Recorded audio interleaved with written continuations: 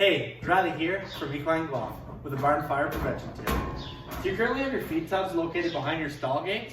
Yes, I know it makes it easier for feeding, but do you realize the impact it has on first responders who may be responding to your farm in case of a fire?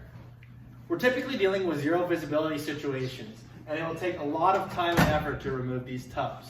And if we can't get them removed, we're now dealing with limited access to being able to rescue your animal. We strongly recommend that you place your tubs in an area that gives us full access to make our rescues quick and efficient. It starts with prevention, it starts with you.